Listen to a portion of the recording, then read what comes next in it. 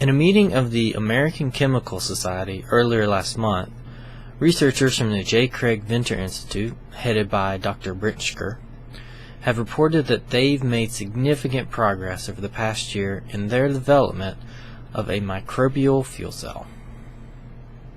Dr. Bretschker's team have been working on a microbial fuel cell that can be used to clean city wastewater and generate enough electricity for the plant to run itself.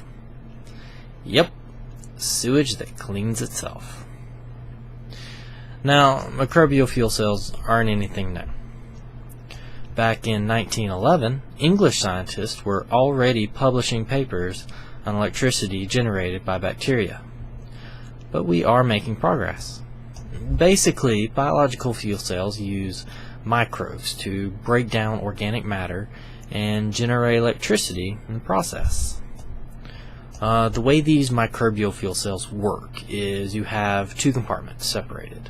The first is sealed, airtight, no air, and the microbes, through their digestion, generate electrons and protons.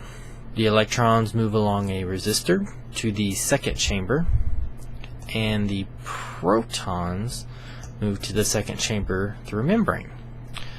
This second chamber is open to the air, so the electrons and protons get it on with the air and produce water.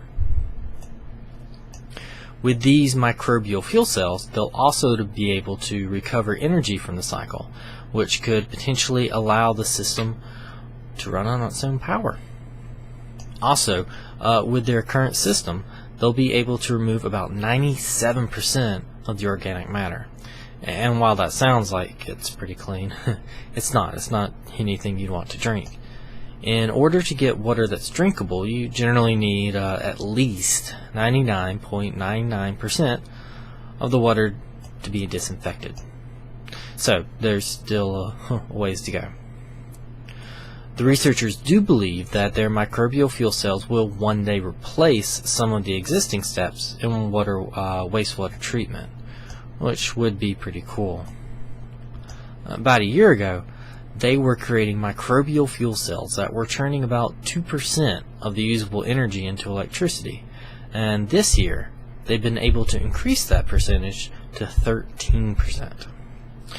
They still have a ways to go, as they need about 20 to 25% efficiency before they'll be producing enough energy so a conventional wastewater treatment plant can run itself. And just to put this amount of energy in context, an average sewer treatment plant consumes the same amount of power as 10,000 homes. And that's obviously an estimate, but still, it's a lot of electricity. Beyond the obvious benefits of saving us money, this kind of technology will be a boon for developing countries, since the tech can be built elsewhere, be brought in and installed, and there you go. Modern sewage and water treatment for those who desperately need it. Alright, well, hope you enjoyed the story, and if you did, please consider sharing it with all of your friends. This is Shane for TYT and TYT Science. Thanks.